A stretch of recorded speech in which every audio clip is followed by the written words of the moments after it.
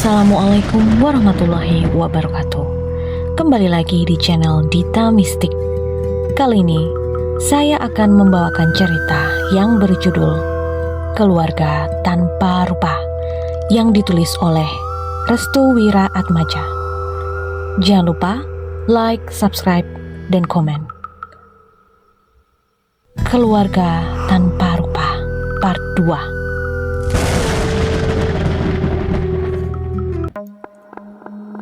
Om Imron dan Mbak Cantika langsung keluar kamar. Ada apa, Nisa? Nggak tahu, Om. Mobilnya bunyi sendiri. Om Imron segera mengambil kunci mobil di kamarnya. Loh, kok siapa yang nyalain? Nggak tahu, Mbak. Kan kunci bukan di Nisa, ucapku. Om Imron keluar kamar dan menuju mobil untuk mematikan mobilnya. Nisa, apa cuman aku yang perasaannya gak enak ya? Ucap Mbak Cantika. Mbak, kita serahkan sama Tuhan. Kita hanya bisa bertawakal. Mbak Cantika kebingungan. Dia seperti ketakutan ketika mengetahui fakta tentang rumah di sebelahnya. Vira, kamu mandi dulu ya. Bentar lagi maghrib, ucap Mbak Cantika. Ayo pintar, mandi sama Mbak ya. Iren kan dari kemarin belum mandi, ucapku. Oh iya, ayo Iren, kamu mandi, gosok gigi, shampoan. Udah gitu nanti aku catok rambutnya biar kamu nambah cantik. Aku hanya bisa tersenyum dengan pola pikir Vira yang sangat absurd. Wajar aja sih, anak kecil emang gitu. Tapi aku tetap harus ngejaga agar Vira tidak kenapa-napa. Apalagi dia udah ngelakuin kesalahannya. Malam harinya, aku dan Mbak Cantika nyiapin seluruh perlengkapan kerja dari Om Imron. Tepat pukul 19, dia berangkat sendirian. Pesannya cukup 2. Jangan dekati rumah itu, dan hubungi aku bila ada kejanggalan di rumah ini. Mbak Cantika hanya mengangguk pasrah. Nis, aku percaya dengan kamu. Jangan sampai lupa dengan ucapanku ya. Aku bermaksud memberitahu tentang Vira. Namun, Om Imron segera memasuki mobilnya dan menyalakan mesin. Om Imron membuka kaca mobilnya. Sesaat dia menatap rumahnya. Tak lupa pula, dia menatap rumah di sebelah rumah barunya. Aku berangkat dulu ya. Iya Om, hati-hati. Klakson mobil dibunyikan. Tanda Om Imron berangkat menuju kota yang ditujunya. Aku dan Mbak Cantika saling menatap satu sama lain. Mbak Cantika juga orang yang peka, namun aku tegasin, ini bukan karena kesalahan Om Imron. Tenang Mbak, kan Om Imron hanya 2 hari saja di sana. Jadi kita bisa menunggunya. Mbak Cantika tidak mengucapkan satu kata pun dari mulutnya. Pemikirannya sudah tidak bisa dibohongi lagi. Ada sesuatu yang tidak pernah diucapkan mengenai rumah itu. Nis, aku mau ngobrol sebentar dengan kamu. Tapi tolong kamu jangan kaget ya. Aku mengangguk paham. Ini saatnya yang tepat. Tapi melihat kondisi Mbak Cantika yang agak stres, aku uringin diri untuk membicarakan tentang Vira. Rumah di sebelah kita itu adalah 100% rumah kosong tak berpenghuni. Aku agak kaget juga, entah kenapa villaku selalu benar. Mbak tahu dari mana? Warga di sini menyebutnya, potongnya. Menyebutnya apa Mbak? Keluarga tanpa rupa. Jantungku agak anjlok denger ginian. Hatiku agak gak enak denger ginian. Aku semakin kepikiran dengan kejadian Vira. Maksudnya? Rumah itu dulunya ada orangnya, terus sekarang hanya nama saja. Bukan, rumah itu sudah lama tak berpenghuni. Pemilik rumah yang dulu yang sekarang kita tempati menjualnya kepada Om Imron dengan harga yang sangat murah. Mengapa demikian, Mbak? Karena rumah ini selalu kena teror oleh keluarga tanpa rupa itu. Aku gak ngerti, Mbak, ucapku. Rumah itu dulunya hanyalah sebuah rumah penyimpanan barang. Lalu ada satu keluarga yang mencoba mendiami rumah itu. Katanya mereka terlibat pertengkaran di rumah itu sebelum akhirnya 2 anaknya serta istrinya dibunuh oleh suaminya, ucap Mbak Cantika. Mbak tahu dari mana? Om Imron yang ceritain. Lalu si suaminya kenapa? Kemana Mbak dia? Suaminya juga meninggal bunuh diri. Tubuh suaminya tinggi dan besar. Sedangkan anak-anaknya ketika meninggal, mulutnya tertutupi oleh tangannya. Istrinya tidak pernah ditemukan. Mbak, nggak usah nakut-nakutin deh. Aku agak merinding waktu itu. Posisi kita di rumah hanya 3 orang. Bisa-bisanya Mbak Cantika menceritakan itu tepat keadaan tidak kondisional kayak gini. Ya udah, kamu tidur dan temenin Vira ya. Iya Mbak. Aku menuju kamar Vira. Kita akhiri percakapan malam ini dengan rasa takut. Aku masih kepikiran dengan obrolan tadi. Mengapa Om Imron baru ngomong sekarang? Aku menatap Vira yang masih asik bermain dengan Iren. Vira, bobo yuk, ajakku. Mbak, ayah kapan pulang? 2 hari lagi. Kenapa emang? Yeay, masih lama. Kenapa emang? Gak apa-apa Mbak. Lagi-lagi, Vira bikin aku pusing. Kenapa dia seneng dan ngerasa bangga ketika ayahnya keluar kota? Vira, Mbak tidur duluan nih. Kalau gak tidur nanti ada hantu. Vira gak ngegubris. Dia masih asik dengan boneka Iren. Mbak tidur aja dulu. Aku mau ngebenerin rambut Iren, ucapnya. Kok anak ini makin sini makin aneh? Kenapa dia gak takut? Serius nih, Mbak tinggal tidur. Kalau Mbak ngantuk, tidur aja. Oke, awas aja kalau manggil-manggil Mbak. Nanti Mbak gak mau bantu. Vira terdiam. Mbak? Apa? Manggil Mbak? Siapa yang bukain pintu rumah? Lah, siapa? Gak ada siapa-siapa kok. Vira mulai mendekati aku. Dia mulai ketakutan. Coba Mbak cek dulu ya. Aku keluar kamar dan benar saja. Pintu rumah depan terbuka dengan sendirinya. Mbak? Mbak Cantika? Mbak di luar? Tidak ada sautan atau balasan. Aku lihat kondisi luar, kosong, tak ada orang. Aku tutup pintu itu. Siapa sih yang bukain pintu? Aku agak kesel waktu itu. Kalau iya Mbak Cantika yang buka, mana mungkin dia berani-berani ngerjain kita. Aku balik ke kamar sambil bawain cemilan buat ganjal perut.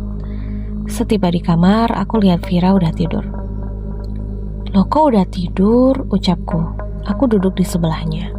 Aku letakkan Iren di atas lemari. Sembari ngemil, aku masih mikirin perkataan Mbak Cantika. Semoga aja cepat berlalu, ucapku.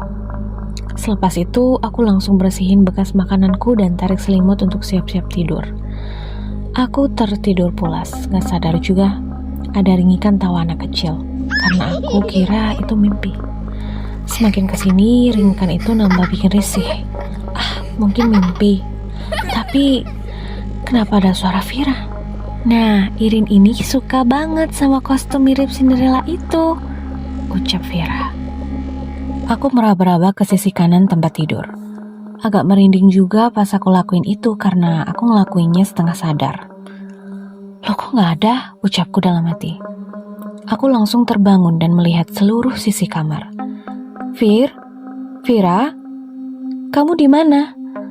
Aku lihat pintu kamar terbuka lebar. Di mana sih anak itu? Aku beresin rambut yang masih berantakan. Sambil ngucek-ngucek mata, aku lihat jam dinding. Jam 2 pagi. Kemana sih tuh anak? Aku keluar kamar sambil berjalan sempoyongan. Agak dipaksa juga karena prioritas utama ada di Vira. Kok pintu rumah juga kebuka? Angin malam membuat bulu kudukku merinding. Aku pegangi leher dan mengelus-ngelusnya agar menjadi hangat. Vira, teriakku sesaat sebelum keluar dari pintu. Aku pegangi daun pintu dan terpampang jelas bekas tangan seseorang yang terkena lumpur. Loh, ini bekas tangan siapa? Masa iya Om Imron pulang tanpa memberitahu? Tapi kenapa seperti bekas lumpur? Aku dekati hidungku ke bekas tangan itu. Bau selokan. Aku langsung menatap luar rumah. Jika bukan dari selokan masyarakat, ini berarti dari tanah perkebunan warga yang tercampur pupuk dan menyatu menjadi lumpur.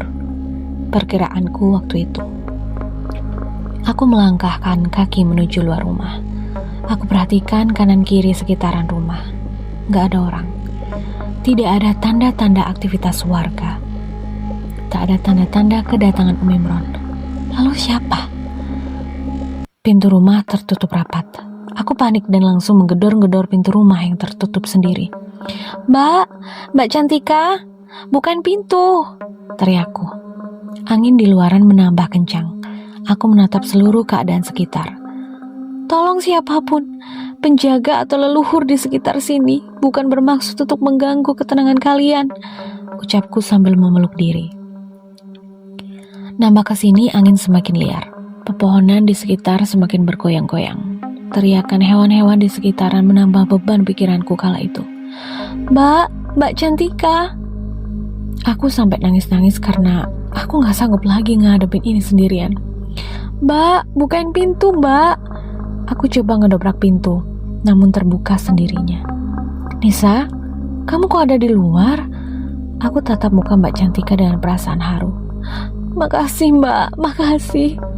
Aku peluk kakinya sebagai tanda terima kasihku padanya. Udah ayo masuk, kita cerita di dalam. Mbak Nisa menutup pintu dan menyuruh aku untuk duduk di sofa. Ini selimutnya, Nis. Kamu kenapa? Mbak Nisa membawakan selimut untuk menghangatkan badanku yang kedinginan. Mbak, rumah ini udah gak bagus. Lah, kenapa emang? Aku selalu diteror. Teror kenapa?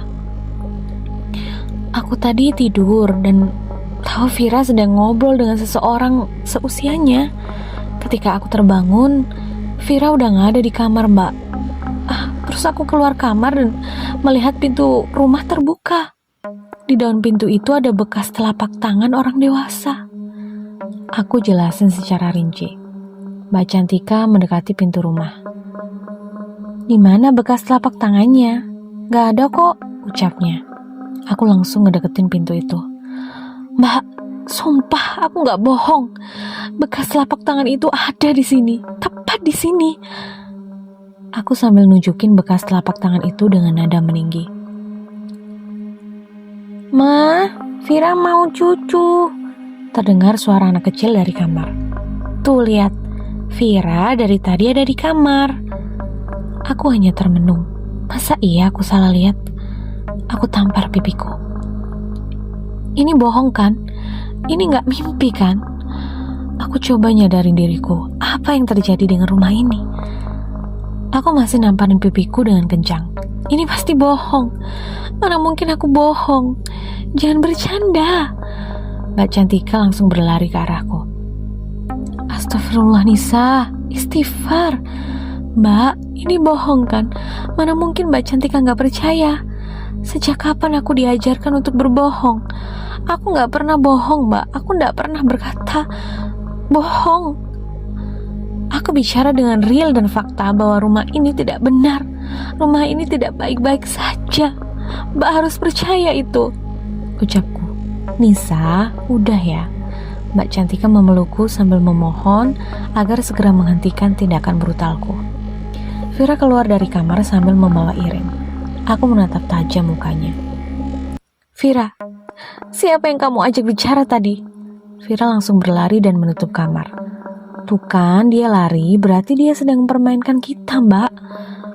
Nisa, sudah. Kamu jangan lakuin itu. Vira masih kecil, gak usah diperpanjang. Aku terdiam, tubuhku melemas. Mbak, aku minta teh hangat boleh? Boleh kok. Sebentar ya. Mbak Cantika membawakan teh hangat dan cemilan. Ini Fir. Mbak, aku frustasi banget. Aku mau pulang. Aku nggak mau di sini terus-terusan, Mbak. Nis, besok Om Imron datang. Setelah itu tinggal menentukan keputusannya. Apakah kita berlanjut atau tidak? Mbak, Om Imron selain cerita mengenai rumah itu, apakah menceritakan keluarga rumah sebelah kita? Yang Mbak tahu, istrinya itu tidak ditemukan. 2 anaknya terbunuh sembari menutup matanya. Dan suaminya dulu sempat berkebun di sini bersama para warga. Hanya 1 hari saja.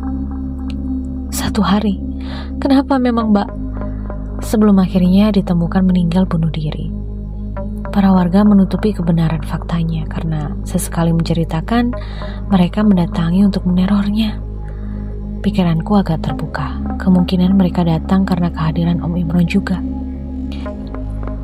Mungkin sudah terlambat. Om Imron sangat tergesa-gesa menaruh kesepakatan hingga melupakan dampaknya, ucap Mbak Cantika. Aku menyeruput teh hangat dengan pengharapan bisa menenangkan diri. Sekarang kamu istirahat, nanti kita masak bareng ya, senyum Mbak Cantika. Oke Mbak, aku ke kamar dulu ya. Kalau ada apa-apa, ketuk pintunya ya, ucap Mbak Cantika. Aku langsung menuju kamar. Di situ Vira udah tertidur lelap. Aku hanya menaruh iba padanya. Jangan sampai dia menjadi bulan-bulanan para sosok itu. Tepat subuh, Mbak Cantika bangunin aku dan siap-siap untuk sholat berjamaah. Nis, yuk sholat. Iya Mbak. Usai sholat, Mbak Cantika ngajak ke dapur. Mbak, aku kemarin udah bikin nasi, kayaknya udah matang, ucapku. Ketika Mbak Cantika membuka magicom, dia kaget. Karena yang didapatinya adalah bangkai tikus. Ah, siapa yang naruh tikus di sini? Ucapnya. Tikus itu termasak hingga bau dagingnya menyeruak ke seluruh ruangan dan membuat mual aku dan juga Mbak Cantika. Mbak, kok bisa ya? Kamu masukin tikus? Gila kamu. Mbak, aku masukin beras, mana ada jadinya tikus kayak gini. Lalu ini siapa? Aku gak ngerti Mbak. Aku langsung ambil tikus itu dan mencapit gorengan sambil menutupi hidung dan memasukkan ke dalam bungkus kresek hitam. Kamu buang ya? Perutku mual. Aku buang bungkusan itu ke depan rumah, tepat di depan pohon jati yang berdiri tegak. Nis, kok bisa ya kayak gini ya? Mbak, kan aku udah bilang, ini rumah udah gak baik Mbak. Aku gak ngerti Nis, aku kapok. Mbak Cantika menuju kamarnya. Dia merasa sudah tidak nyaman tinggal di rumah ini. Sesaat dia sedang menelpon Om Imron. Ya, rumah ini kena teror. Kapan kamu pulang? Lusa. Kamu mau buat kita mati? Gila kamu ya. Jangan mengada-ngada. Rumah ini gak baik-baik aja. Aku memberanikan diri menuju kamar Mbak Cantika. Ketika aku mau mengetuk tangannya, Mbak Cantika berteriak histeris. Ah, Mbak, kenapa Mbak? Aku lihat dari bolongan pintu. Paha Mbak Cantika tertusuk pisau. Aku langsung buka pintunya karena tidak terkunci. Astagfirullah Mbak. Nisa, tolongin Mbak. Aku langsung mencabut pisau di paha itu dengan berhati-hati agar lukanya tidak menyebar. Aku ambil kopi untuk menutupi lukanya. Mbak, tahan ya. Kopi ini buat nutupin pendarahannya, biar cepat selesai pendarahannya, ucapku. Mbak Cantika masih menahan rasa sakit. Nis, kayaknya bener kata kamu. Rumah ini sedang diteror. Mbak, kenapa pisaunya bisa mengenai paha? Sesaat aku sedang mengupas apel, tanganku tergerak sendiri untuk menghujamkan tepat di paha, ucapnya. Aku langsung ambil perban dan membereskan sisa kopi itu dengan air hangat. Aku kasih betadine biar lukanya cepat ngering, lalu aku tutup dengan kapas dan perban. Mbak, sekarang kita hanya bisa bertahan. Mbak, siapa yang datang? Ucapku. Jangan dibuka, Nis. Mbak Cantika menggenggam tanganku. Nis, percaya sama aku, jangan dibuka. Iya, Mbak. Suara ketukan pintu rumah berbunyi 2 kali. Padahal suasana masih sangat pagi. Nis, kamu jaga Vira. Aku takut dia kenapa-napa. Iya mbak, aku bakal jaga dia. Aku bingung antara penasaran dan ngikutin keinginannya Mbak Cantika agar tidak membuka pintu rumah. Aku masih terdiam sambil membereskan sisa kopi yang berceceran. Lampu kamar berkedap-kedip dengan sendirinya. Mbak, apa lagi ini mbak? Mbak Cantika mengambil tasbih sembari membaca bacaan yang bisa dia ucapkan. Lampu pun berhenti berkedap-kedip. Mbak, kayaknya rumah ini belum ada izin. Bukan Nis, memang mereka suka mengganggu. Maksudnya mbak udah tahu. Awal kesini, mbak udah tahu bahwa tempat yang kita tempati tidak baik karena berdekatan dengan tetangga yang tidak ada rupa. Maksudnya, tetangga kita itu keluarga tanpa rupa, yang artinya mereka masih berkeliaran di sekitar kita. Iya Nis, kamu panggil Vira, di mana dia? Tanya Mbak Cantika. Tadi dia masih tertidur. Coba cek lagi Nis, di mana Vira?